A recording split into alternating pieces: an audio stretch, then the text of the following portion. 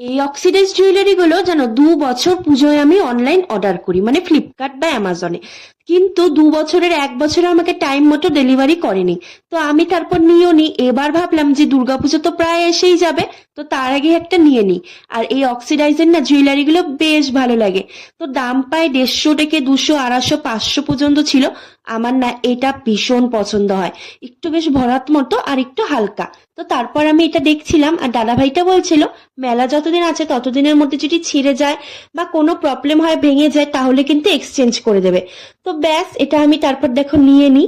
আর কেমন লাগছে এই জুয়েলারিটা, চলো চলো বাড়ি গিয়ে তোমাদের সাথে দেখাবো।